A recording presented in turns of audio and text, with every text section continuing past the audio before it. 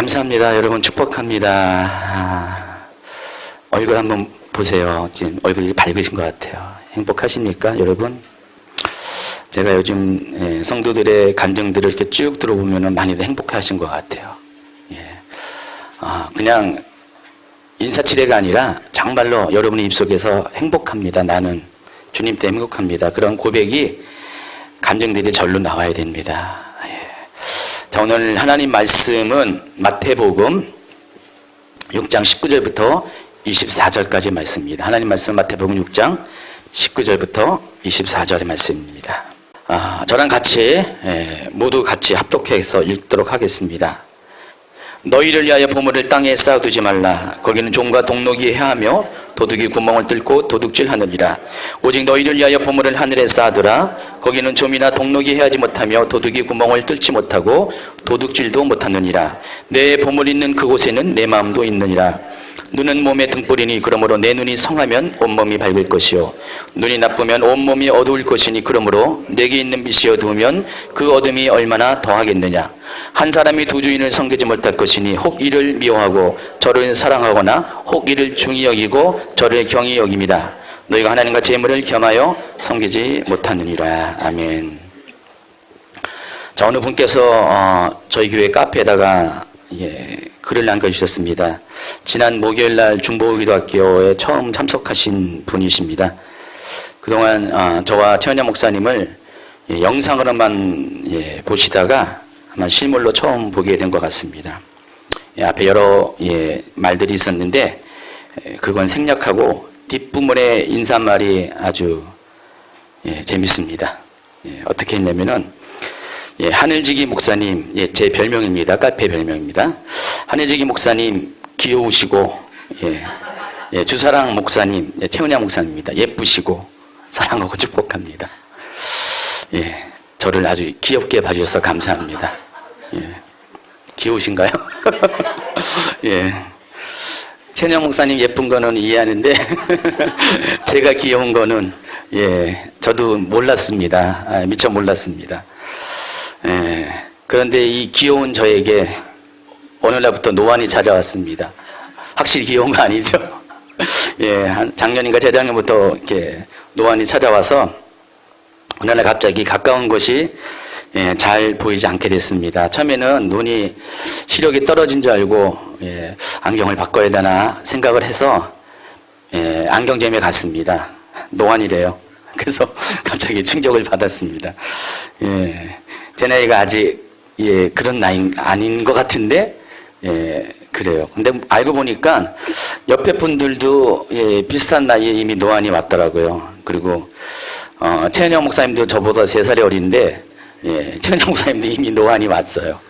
그래서 이거는 대세구나. 노안이 나의 문제만이 아니구나. 비록 얼굴은 귀여워 보여도 저는 노안이 왔습니다. 그래서 제 경우는 안경을 쓰고 있기 때문에 안경을 낀 상태에서는 노안이 찾아오니까 이 가까운 곳이 잘 안 보여요. 그래서 가까운 곳을 볼 때는 이 안경을 벗어야 됩니다. 안경 안 낀 분은 반대 현상이 일어났는데 안경을 낄 때는 가까운 곳이 잘 안 보이더라고요. 그래서 안경을 벗을 때 좀 크게 볼 수가 있습니다. 어쨌든 이 노안이 찾아오니까 불편한 게 한두 가지 아닙니다. 제일 불편한 게 제가 날마다 이 강의 준비하고 설교 준비를 하다 보니까 컴퓨터에 이렇게 많이 이렇게 앉아 있습니다. 컴퓨터에 앉아 있으면은 컴퓨터 화면은 여기 있고 성경책은 여기 있는데 성경책을 보려니 안경을 벗고 봐야 됩니다. 잘 안 보이니까. 근데 컴퓨터 화면은 좀 떨어져 있다니까 안경을 다시 써야 됩니다. 그래서 뭐 작업을 하다가 설교 준비하다가 안경을 썼다 벗었다를 계속해서 반복적으로 합니다. 요즘 더 잦아졌어요. 그러다 보니까 아주 몹시 불편합니다. 그리고 핸드폰을 볼 때도 안경을 벗어야 되고 특히 찬양 인도를 할 때는요 이 작은 글씨 때문에 가끔가다 제가 코드를 잘못 잡을 때가 있어요. 비슷비슷한 거 있잖아요. 쉬운 코드는 그냥 대충 잡는데 약간 이렇게 어려운 코드는 뭐 가령 E 마이너하고 B 마이너가 헷갈립니다. 그래서 이걸 잘못 잡을 때도 있고요. 좀 여러모로 불편합니다. 저는 예전에 좀 연세 드신 분이 안경을 이렇게 하고 이렇게 할 때 이게 뭔 뜻인지 이해를 못했는데 요즘은 이해가 갑니다. 그래서 제가 이렇게 하고 있습니다. 우리 이강 집사님도 벌써 노안이 오셨는데 집사님은 이 누진 다초전 렌즈 그걸 쓰셨대요. 그래가지고 이걸 다 커버할 수 있는, 저는 그래도 버팅기고 있어요. 그렇게 실제적으로는 써야 되는데 쓰기 쉽지가 않습니다. 좀 버팅겨가지고 하나님 눈을 좀 노안을 젊은 눈으로 바꿔달라고 지금 기다리고 있습니다. 글쎄 올해까지 어떻게 될지 모르는데 한번 기다릴 것 같습니다. 오늘 본문 말씀 22절을 한번 보시면은요, 예수님께서 눈을 가리켜서 눈은 몸의 등불이라고 하셨습니다. 한번 22절과 23절을 읽어보면은 왜 예수님께서 눈을 가리켜서 몸의 등불이라고 하신지 그 이유를 알 수가 있습니다. 한번 읽도록 하겠습니다. 눈은 몸의 등불이니 그러므로 내 눈이 성하면 온몸이 밝을 것이요 눈이 나쁘면 온몸이 어두울 것이니 그러므로 내게 있는 빛이 어두우면 그 어둠이 얼마나 더하겠느냐. 자, 눈이 좋고 나쁨에 따라서 온몸이 영향을 받기 때문입니다. 정말 그런 것 같아요. 눈이 안 나쁠 때는 몰랐었는데 눈이 어두워지다 보니까 모든 것들이 정말 어두움에 거하게 됩니다. 행동에 제약을 받게 됩니다. 순발력 있는 삶을 살 수 없습니다. 많은 것에 제재가 옵니다. 그래서 신체 기관 중에서 과거에는 제가 신체 기관 중에서 가장 중요한 것을 얘기하면 머리라고 했는데 요즘 바뀌었습니다. 눈입니다. 눈이 가장 중요한 것을 부정할 수가 없습니다. 자, 그런데 오늘 22절, 23절의 말씀을 다른 번역, 킹제임스 성경으로 읽어보면은 더 깊은 의미를 우리가 발견할 수가 있습니다. 22절입니다. 몸에 비춘 눈이라. 그러므로 내 눈이 순전하면 내 온몸이 빛으로 가득 찰 것이요 만일 내 눈이 악하면 내 온몸도 어두움으로 가득 찰 것이라. 그러므로 내 안에 있는 빛이 어두우면 그 어둠이 얼마나 크겠느냐. 개역개정에서는 눈이 성하면, 눈이 나쁘면 이렇게 했죠. 네, 이 킹제임스 버전은 눈이 순전하면, 눈이 악하면이라고 번역했습니다. 그래서 개역개정은 이 본문의 말씀을 그런 외형적인 것에 관점을 가지고 해석을 한 것 같아요. 그래서 눈이 몸으로서의 기능적인 면, 눈이 몸으로서의 기능적인 면을 이제 강조했고, 이 킹제임스 버전은 내면의 그런 역할을 강조했던 것 같습니다. 자, 이와 같이 눈은 배의 키와 같아요. 방향을 정하는 방향타와 같습니다. 배가 키가 인도하는 대로, 방향타가 인도하는 대로 방향을 잡고 나아가는 것처럼 우리의 삶도 마찬가지입니다. 우리의 몸도 눈이 보는 것 따라서, 눈이 인도하는 것에 따라서 우리의 삶은 결정되는 것입니다. 그런데 킹제임스 버전에 의하면은 눈이 선하면, 눈이 순전하면 어떻게 됩니까? 우리는 빛 가운데 나아갈 수가 있어요. 그러나 눈이 악하면은 어두움 가운데 나아가게 된다는 것입니다. 그렇기 때문에 사람의 인생 가운데 눈이 무엇을 보냐에 따라서, 눈이 어떡하냐에 따라서 우리의 삶이 결정이 된다는 것입니다. 단순히 우리의 나아갈 육신적인 그런 방향만 결정되는 것이 아니라 우리의 영적인 삶의 모든 것도 눈이 결정을 한다는 것입니다. 그래서 눈이 참 중요해요. 눈이 너무나 중요한 것을 오늘 다시 한번 생각을 해봅니다. 자, 그런데 22절과 23절은요, 좁게는 오늘 읽어드린 19절과 24절에 속해 있는 것이지만은, 이 말씀은 넓게는 19절부터 34절까지 있는 큰 범위의 단락 가운데 있는, 소속되어 있는 구절입니다. 그래서 19절부터 34절까지의 전체적인 주제는 바로 크리스찬의 재물관에 대해서 말하고 있습니다. 재물에 대해서 크리스찬은 과연 어떤 생각을 가져야 하는가를 설명하고 있습니다. 그것의 답은 보물을 하늘에 쌓아두라는 것입니다. 오늘 19절, 20절을 한번 읽어보도록 하겠습니다. 다시 읽겠습니다. 너희를 위하여 보물을 땅에 쌓아두지 말라. 거기는 좀과 동록이 해하며 도둑이 구멍을 뚫고 도둑질하느니라. 오직 너희를 위하여 보물을 하늘에 쌓아두라. 저기는 좀이나 동록이 해하지 못하며 도둑이 구멍을 뚫지도 못하고 도둑질도 못하느니라. 자, 여기서 말하는 보물이 의미하는 것이 뭘까요? 1차적으로는 재물을 의미합니다. 그러나 궁극적으로는 사람의 인생 가운데 가장 소중하게 여기는 것, 바로 우리의 가치관의 우선순위를 말하는 것입니다. 그것이 보물입니다. 21절에 이런 말씀이 또 있습니다. 내 보물이 있는 그곳에 내 마음도 있느니라. 여러분, 이 마음의 역할이 뭡니까? 지정의의 역할을 합니다. 우리가 정보를, 지식을 습득하고 또 느끼고, 감정으로 느끼고 또 우리의 의지로서 무엇인가를 결정하는 것이 마음의 기능이라는 것입니다. 자, 우리의 마음의 이 같은 기능을 가지고 가장 우선시 여기는 것, 가장 소중히 여기는 것으로 판단하고 취하는 것, 그것이 바로 보물이라는 것입니다. 여러분의 마음에, 여러분의 지식에, 여러분의 느끼는 감정에, 또 여러분의 의지로 가장 소중히 여기는 게 뭡니까? 재물입니까? 돈입니까? 아니면은 어떤 여러분의 비전과 꿈입니까? 어떤 관계입니까? 명예입니까? 요즘 엄마들 보면은 가장 보물이 뭔지 아십니까? 맞아요. 자식이더라고요. 글을 올리는 거 보니까 나의 보물, 나의 보물. 다 자식들이 보물이더라고요. 자, 여러분의 마음 속에 자식이 가장 귀하다고 느끼기 때문에 그게 보물이라는 것입니다. 그러니까 여러분이 마음이 결정하는 것이, 결정하는 대로 보물이 무엇인지가 결정이 된다는 것입니다. 그래서 사람의 인생은 두 가지 선택을 할 수 있습니다. 보물에 관해서 그렇다는 것입니다. 첫째는 그 보물을 이 땅에 묻어두고 사는 사람이고요. 또 다른 사람은 그 보물을 하늘에 쌓아두고 사는 삶입니다. 그래서 사람의 마음이 어떻게 결정하냐에 따라서 우리의 가장 귀한 가치가 어느 곳에 쌓아두는 것이 결정이 된다는 것입니다. 그런데 이 보물을 땅에 쌓아두고 사는 사람은 지혜롭지 못한 사람입니다. 왜냐하면 이 땅에서는 종과 동록과 도둑이 있기 때문입니다. 여기서 종이 의미하는 것은 의복을 갈라먹는 벌레를 의미합니다. 예수님 당시에 이 의복은 보물과 같았어요. 특별히 겉옷을 말하는 것인데, 겉옷은 대부분의 사람들이 겉옷은 한 벌 정도밖에 없어요. 단벌 신사입니다. 단벌 승려입니다. 그래서 이 겉옷이 주는 의미는 재산상의 의미도 있고 신분적인 그런 정체성을 드러내는 것이 겉옷입니다. 근데 그 겉옷을 너무 소중하기 때문에 좋은 곳에 보관할 수밖에 없잖아요. 근데 아무리 좋은 곳에 보관한다 할지라도 그것을 땅에 보관하면은 반드시 벌레가 생긴다는 것입니다. 좀벌레가 그 의복을 갉아먹는다는 것입니다.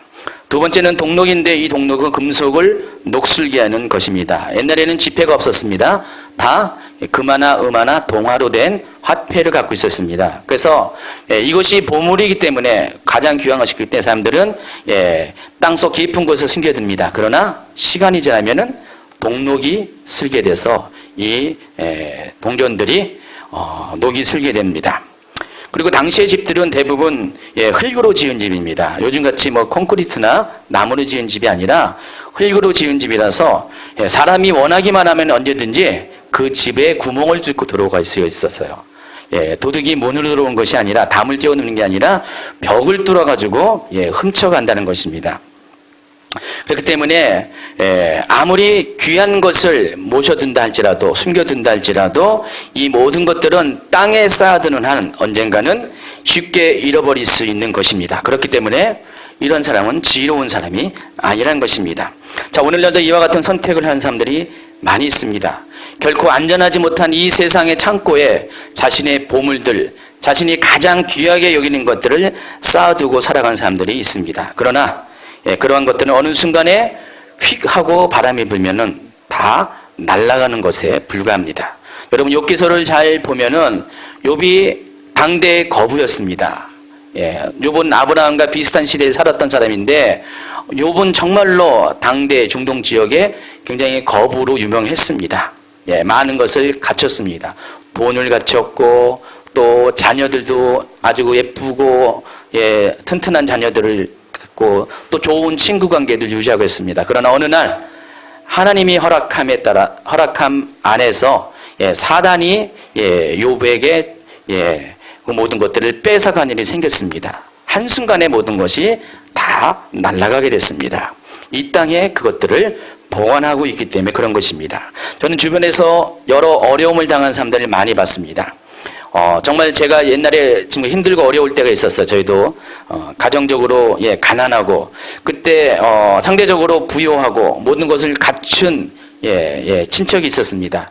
늘 언제나 저는 그 친척들 사촌인데 동갑이었어요. 근데 저희 집은 워낙에 가난했고 거기는 굉장히 부자였습니다. 그래서 늘 언제나 이것 때문에 어릴 때 상처 아닌 상처가 조금 있었어요. 가령 제가 그 도시가 달라가지고 방학 때 잠깐 놀러 가면은 방학 끝날 때까지 저를 안 보내는 거예요. 왜 그런지 아십니까? 그 숙제해 주라고. 저는 그래도 공부를 조금 했었고 그 친구는 공부를 많이 못했습니다. 그러다 보니까 방학 때 저를 안 보내는 거예요. 그래서 숙제할 때까지 안 보내요. 그래서 굉장히 좀 마음에 상처 아닌 상처가 있습니다. 부모님 생각하자니 이거 뭐 안 할 수도 없고 하는 게 너무 싫고 막 그랬었는데 정말 떵떵거리고 잘 살았는데 어느 날 인생 역전이 되더라고요. 어느 날 하루아침에 다 망하고 거기 또 고모님인데 고모님은 병을 얻어서 돌아가시고 집안이 뿔뿔이 그냥 흩어지고 막 그런 일을 경험합니다. 그런 일들을 여기저기서 많이 목격을 했어요. 그러면서 사람의 인생이라는 것은 아무리 돈이 많고 아무리 권세가 있고 아무리 명예가 있고 아무리 가진 것이 있다 할지라도 그 모든 것들은 땅에 속하고 있는 한 과거형에 불과하다는 것입니다. 오늘까지 존속한다는 것은 쉽지 않다는 것입니다. 그러므로 이 땅에 소망을 두고 살아가는 삶은 부질없는 것입니다. 그것은 지혜롭지 못한 삶입니다. 언젠가는 빼앗기고 무너지는 영원하지 못한 삶이라는 것입니다. 그러나 보물을 하늘에 쌓아두고 사는 삶은 지혜로운 삶입니다. 그러한 삶은 이 땅이 아니라 하늘에 소망을 두고 살아가는 삶을 가리키기 때문입니다. 여러분 이 땅에 보물을 쌓아둔다는 것은 이해가 가죠. 근데 어떻게 하늘에 보물을 쌓아둘 수가 있습니까? 하늘에 창고가 있습니까? 하늘에 돈을 쌓아둘 수 있습니까? 그렇지 않습니다. 하늘에는 우리가 알고 있는 육신적인 창고는 없습니다. 여기서 하늘에 보물을 쌓아둔다는 것은 내가 보물로 여기는 것, 내가 가장 가치 있게 여기는 것을, 우선순위를 여기는 것을 하늘에게 하나님 앞에 두고 사는 삶을 말하는 것입니다. 다시 말해서 인생의 모든 결정에 있어서 그 우선순위를 이 세상에서의 삶이 아니라 바로 하나님의 뜻에 맞춰서 하나님의 계획에 맞춰서 그것을 선택하는 삶이 바로 보물을 하늘에 쌓아두고 사는 삶을 말하는 것입니다. 그래서 이런 사람의 삶의 방식은 땅에 보물을 쌓아둔 삶과는 다릅니다. 언제나 우리가 무슨 결정을 할 때마다 하나님의 뜻을 먼저 구하고요. 예수님이라면 어떻게 할까? 성령님 나에게 지혜를 주시옵소서. 이 보물을 어떻게 사용할지를 알려주시옵소서. 어떻게 이것을 관리할지를 알려주시옵소서. 그래서 전적으로 하나님이 주시는 생각과 하나님이 주시는 방식에 따라서 내 삶을 결정하고 그렇게 행동하는 것입니다. 당연히 여기에는 우리의 재물도 해당하는 것입니다. 그래서 이 하늘의 창고에 재물을 쌓는다는 것은 바로 이 재물을 하나님의 뜻대로 사용하도록 내 모든 권리를 내어주는 것, 이것이 재물입니다. 여러분의 자식도 마찬가지입니다. 내 자식이기 때문에, 보물 같은 자식이기 때문에 자식만 끝까지 사랑하는 것이 아니라 자식에 대한 모든 권리, 자식의 인생에 대한 모든 것들을 하나님 앞에 내어주십시오. 그것이 바로 하늘 창고에, 하늘 나라에 그 자식을 위탁하는 삶이라는 것입니다. 그런 사람들은요, 행복해요. 그런 사람들은 걱정이 없고요, 염려가 없습니다. 정말로 세상 기준을 따른다면은 방치 내지는 방목과 같아 보이는데 아닙니다. 하나님이 키우십니다. 하나님이 돌봐주시고 결국은 하나님이 그 자녀를 하나님의 자녀로서 선대해 주신다는 것입니다. 그래서 이런 사람들은 지혜롭습니다. 이 땅에서는 종과 동록과 도둑에 의해서 모든 것이 빼앗기지만은 결코 하나님 나라는 그런 것들이 없기 때문에 그런 것들을 결코 빼앗기지 않는다는 것입니다. 그러므로 하나님의 뜻을 쫓아 하나님이 기뻐하는 삶을 살아간다면은 그 사람은 인생의 보물을 모든 우선순위와 가치관들을 하나님 앞에 쌓아두고 살게 된다면 그런 사람들의 인생 가운데는 결코 어떤 실패도 어떤 빼앗김도 없는 삶을 살게 되는 것입니다. 아멘. 그러므로 여러분의 인생을 다시 한번 잠시 돌이켜 보시기 바랍니다. 내가 여지껏 살아온 인생을 돌이켜 볼 때 과연 나는 어느 곳에 보물을 쌓고 살았는가? 이 땅입니까? 하늘입니까? 여러분의 인생 가운데 정말로 아무것도 빼앗기지 않는 삶을 살았는지, 내 인생은 날마다 잃어버리고 빼앗기고 무너지는 삶을 살았는지 한번 점검해 보시기 바랍니다. 아마도 그 정답이 있을 것이에요. 여러분이 후자의 삶을 살아왔다면, 빼앗기는 삶을 살아왔다면 여러분은 분명히 여러분의 모든 보물을 이 땅에 묻어두고 살았기 때문에 그런 일이 생긴다는 것입니다. 하늘나라에 묻어둔다는 것은 더 이상 나의 소유권이 없는 것을 의미합니다. 하나님께 다 위탁한 것을 의미한 거기 때문에 빼앗길 것도 없고 잃어버릴 것도 없습니다. 하나님이 잠시 맡아주셨다가 우리가 필요할 때 우리의 상황에 따라서 공급하는 것을 여러분이 경험할 수 있다는 것입니다. 그래서 여러분 스스로가 여러분의 인생에 대해서 점수를 매길 수가 있을 것입니다. 내가 정말 과연 내가 지금 살아오는 것이, 지금 현재의 나의 모습이 하늘의 보물을 쌓아두고 살아가 있는지, 그렇지 않는 것을 여러분이 스스로가 알 수가 있을 것입니다. 만약에 여전히 이 땅의 창고에 여러분의 보물을 쌓아두고 계신 분이 있다면은 권면합니다. 지금 속히 그 모든 보물들을 하늘 창고로 옮기시기 바랍니다. 속히 옮기시기 바랍니다. 더 이상 잃어버리지 않도록, 더 이상 빼앗기지 않도록, 남은 것도 없어지지 않도록 그것들을 옮기시기 바랍니다. 비용이 됩니까? 일꾼이 필요합니까? 이사시스템이 필요합니까? 제가 그렇게 도와주겠습니다. 제가 일꾼이 돼서 그것들을 옮겨두도록 하겠습니다. 자, 다시 오늘의 주제로 돌아갑니다. 22절, 23절을 한 번 더 읽도록 하겠습니다. 눈은 몸의 등불이니 그러므로 내 눈이 성하면 온몸이 밝을 것이요 눈이 나쁘면 온몸이 어두울 것이니 그러므로 내게 있는 빛이 어두우면 그 어둠이 얼마나 더하겠느냐. 자, 우리의 이와 같은 결정, 땅을 선택할 것인가 하늘을 선택하신 것인가, 이것을 결정하는 것이 뭐에 있다고요? 바로 눈에 있는 것입니다. 그래서 눈이 굉장히 중요합니다. 이 눈은 마음의 눈을 가리키는 것입니다. 이 눈은 가치관의 눈을 말하는 것이고요. 이 눈은 영적인 것들을 보는 눈을 말하는 것입니다. 그러므로 우리의 마음의 눈, 가치관의 눈, 영적인 눈이 어둡게 되면 어떻게 됩니까? 킹제임스 번역의 방식대로 설명한다면 우리의 눈이 악하게 된다면 어떻게 됩니까? 우리는 악한 삶, 어둠의 삶을 살게 된다는 것입니다.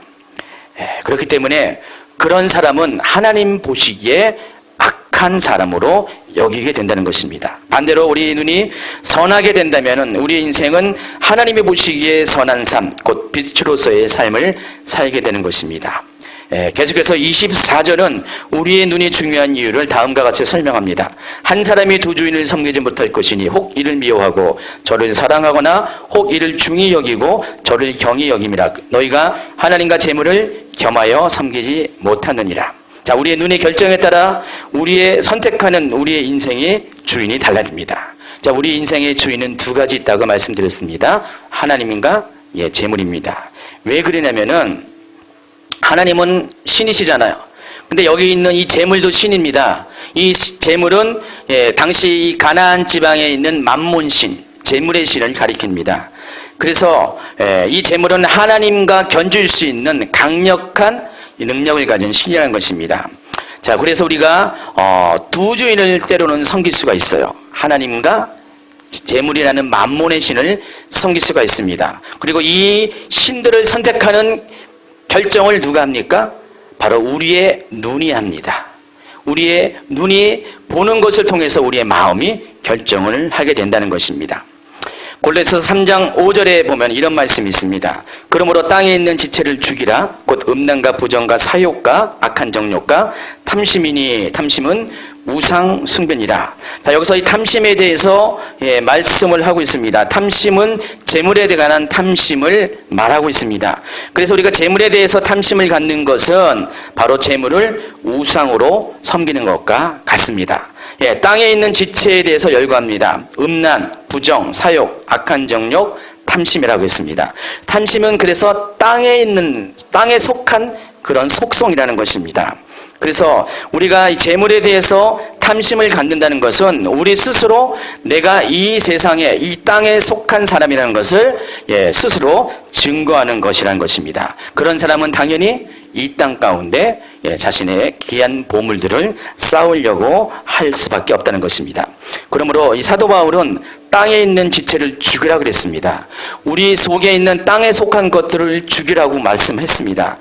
다시 말해서 이 세상의 재물을 주인으로 섬기고 있는 우리의 마음을 죽이라는 권면을 하는 것입니다. 자, 우리 눈은 바로 이런 것을 결정하는데 절대적인 역할을 하고 있습니다. 우리의 눈의 상태, 곧 우리의 눈이 어두우냐 밝으냐에 따라서 우리의 눈이 보는 것이 결정이 되고, 또 우리의 눈이 무엇을 보느냐에 따라서 우리의 인생이 선택이 결정이 되는 것입니다. 그렇기 때문에 눈이야말로 인생의 키요 등불이라는 것입니다. 얼마 전 전도사님이 저기 계시는 전도사님이 제게 눈이 좋다는 약을 가져다 줬습니다. 알고 봤더니 남편 건데 목사님 드려야 된다고. 제가 그때 좀 몸이 안 좋은 상태였는데 저를 생각해가지고 약을 가져다 줬습니다. 지난 금요일에는 최은영 목사님이 많이 피곤했나 봐요. 피곤하니까 눈이 막 잠기고 어두워지고 침침해가지고 눈을 잘 못 떴대요. 근데 냉장고에 얼마 전에 어느 분이 주신 이 홍삼 쪄놓은 거 있어요. 홍삼을 그렇게 쪄놓은 게 처음 봤습니다. 그게 있었는데 본인은 안 먹고 제가 그때 몸이 안 좋으니까 저 먹으라고 남겨놨다가 제가 다 못 먹고 남아있는데 본인이 이제 눈이 침침하니까 한번 홍삼을 먹어봐야지 하면서 딱 먹었대요. 근데 갑자기 뿌리까지 다 씹어 먹으니까 눈이 밝아지더래요. 홍삼이 효과가 있습니다. 이 설교를 듣는 분들 홍삼 무시하시기 바랍니다. 이와 같이 우리의 눈이 어두울 때, 우리의 눈이 침침할 때, 약해질 때는 눈에 좋은 약이나 식품을 먹으면 진짜 효과가 있습니다. 많은 사람들이 몸의 다른 곳은 많이 신경 써요. 몸매도 신경 쓰고요. 우리 애들은 눈매 많이 신경 쓰죠. 그리고 여러분 맨날 내시경 검사해가지고 위도 검사하고 대장도 검사하고 다 검사하잖아요. 간기능 검사하는데 눈에 대해서 신경 쓴 사람은 제가 별로 못 본 것 같아요. 저도 그랬습니다. 근데 오늘 이 말씀을 준비하다 보니까 정말 눈이 너무 소중한 거구나. 눈이 몸의 등불이라는 것이 맞구나. 내가 눈이 건강하냐 건강하지 못했에 따라서 내 인생이 달라진다는 것들을 체험하면서 여러분에게 권면합니다. 앞으로 여러분 건강 중에 가장 우선 신경 쓸 것이 눈입니다. 눈의 건강에 대해서 관심을 가지기 바랍니다. 왜냐하면 눈은 마음의 눈, 가치관의 눈, 또 영적인 눈이기 때문에 우리가 이런 것에 관심을 갖지 못한다면은 우리가 미처 하나님이 주신 이 세상을, 하나님이 주신 은혜를 바라보지 못하기 때문입니다. 여러분의 눈을 어두운 상태로 방치하시기 마시기 바랍니다. 만약 그것을 그대로 두게 된다면 그 어두운 눈이 필경은 여러분의 인생을 어두운 곳으로 인도하기 때문입니다. 자, 눈에 좋은 약을 소개해드리고 말씀을 마칩니다. 두 가지가 유명합니다. 눈에 좋은 약은 먼저는 구약과 신약입니다. 하나님의 말씀은 바로 약이에요. 구약이 약, 신약이라고 했잖아요. 또 오해하지 마세요. 한자를 모른다고. 하나님의 말씀은 여러분이 어두운 대로 행하지 아니하도록 여러분의 인생길을 비춰주시고 또 그 눈을 밝게 해주는 빛과 같은 역할을 합니다. 시편 119편 105절입니다. 주의 말씀은 내 발의 등이요 내 길의 빛이니이다. 다시 한번요. 주의 말씀은 내 발의 등이요 내 길의 빛이니이다. 정말 하나님의 말씀이 그렇습니다.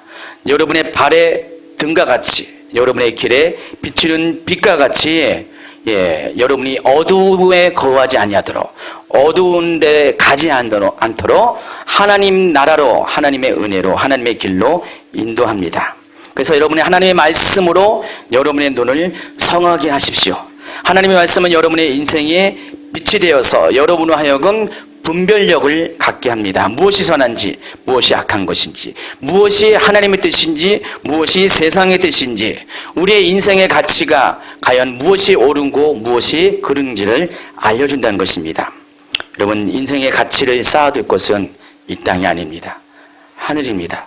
여러분이 만일 하나님의 말씀을 신약처럼 구약처럼 약으로 생각하고 늘 날마다 복용을 한다면은 이 하나님의 말씀이 여러분의 눈을 밝게 해서 참된 것을 보게 할 것입니다. 그동안 여러분이 잘못 봤던 것들, 그것 때문에 잘못 인도했던 그런 인생길을 바꿔주게 된다는 것입니다. 그러므로 여러분이 무엇보다도 이 약을 섭취하시기 바랍니다.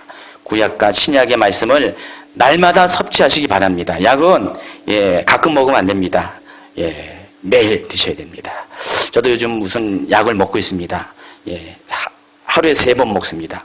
굉장히 귀찮은데 하도 먹으라고 그래서 먹고 있습니다. 근데 좀 좋더라고요. 먹고 나니까 좋아지더라고요. 약은 꾸준히 먹어야 됩니다. 하나님 말씀 여러분 대충 먹다 말다 하지 말고요. 꾸준하게 매일매일 하루 3끼 밥 먹듯이 꼭 드시기 바랍니다. 그냥 드시지 마시고 꼭꼭 씹어서 소화를 잘 시켜서 드시기 바랍니다. 그리하면은 이 말씀이 여러분의 눈을 정말로 밝게 해줍니다. 그래서 볼 것들을 제대로 보게 합니다. 하나님을 제대로 보게 해서 여러분을 빛으로 인도합니다. 두 번째 좋은 약을 소개합니다. 바로 성령입니다. 계시록 4장 5절에는 이런 말씀이 있습니다. 보좌로부터 번개와 음성과 우레소리가 나고 보좌 앞에 켠 등불 7이 있으니 이는 하나님의 7영이라. 하나님의 7영은 완전수로서의 성령을 가리킵니다.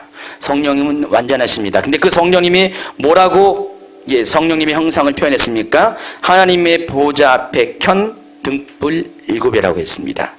킹제임스 버전은 이 부분을 불타는 등불로 표현합니다.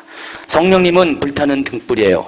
꺼지지 않는 영원히 타오르는 불꽃이라는 것입니다. 그래서 이 불꽃이 여러분의 인생에 나아갈 길을 밝혀주신다는 것입니다. 만일 우리가 성령이 주시는 그런 계시를 가지고 지혜를 가지고 그 계시와 지혜의 눈을 가지게 된다면은 여러분의 삶은 성령이 이르듯이 불타는 등불과 같이 언제나 여러분의 삶은 앞길이 어둡지 않고 빛으로 나아가서 밝아진 눈으로 세상을 바로 보게 된다는 것입니다. 그래서 우리 인생에 보물을 쌓아둘 곳이 어디인지를 바로 보게 될 것이고 우리가 주인으로 섬길 분이 누구인지를 바로 깨닫게 된다는 것입니다. 그러므로 여러분의 눈을 성하게 해서 우리의 길을 밝히는 등불과 같이 바로 하나님의 말씀과 성령의 빛을 취하는 여러분이 되기를 예수님의 이름으로 축원합니다. 꼭 그렇게 하시기 바랍니다. 기도합니다. 하나님 감사합니다. 오늘 눈은 몸의 등불이라는 하나님의 말씀처럼 하나님 우리의 삶 가운데 우리가 바라보고 우리가 생각하고 우리가 취하는 모든 우리의 판단의 근원이 바로 우리의 마음으로부터 나온 것들을 고백합니다. 하나님 이 마음 가운데 하나님의 말씀과 성령이 주시는 성령이 조명하는 계시로 하나님 우리의 모든 것들을 채우셔서 하나님 우리가 더 이상 이 세상에 속한 삶이 아니라 이 세상에 소망을 두고 살아가는 것이 아니라 이 세상의 모든 나의 가치관을 두고 살아가는 것이 아니라 하늘에 속한 사람이 될 수 있도록 함께하여 주시옵소서. 그동안 하나님 우리의 인생을 돌아봅니다. 얼마나 하나님 우리가 입으로는 하나님을 따른다 하며 우리의 이름으로는 크리스찬의 이름을 갖는다 하면서도 얼마나 많은 순간 우리는 하나님을 바라보지 못하고 세상을 바라보고 악한 것을 바라보고 이 땅의 지체들을 바라보는 삶을 살았습니까? 그 이유는 우리의 눈이 어둡기 때문이었습니다. 우리가 건강을 돌보듯 우리의 눈의 건강도 우리 영적인 눈의 건강도 돌보는 지혜로운 자가 되게 하여 주시옵소서. 그래서 마침내 우리가 이 눈을 통하여서 하늘을 찾아가는 자, 하늘의 천국의 소망을 찾아가는 자, 천국의 영광을 찾아가는 자가 될 수 있도록 함께하여 주시옵소서. 이러한 사람은 결코 인생길을 어둠 가운데 방황하지 않을 것입니다. 인생에 비전 없음으로 인해서 헤매는 삶을 살지 않습니다. 분명한 목표와 살아간 이유를 가지고 하나님 뜻 안에서 살아갈 수 있는 사람이 됩니다. 하나님, 우리가 하나님 말씀 안에 또 성령의 그런 조명하는 계시 안에 날마다 하나님 우리의 눈을 밝히는 삶을 살 수 있도록 함께하여 주시옵소서. 예수님의 이름으로 축복하며 기도합니다. 아멘.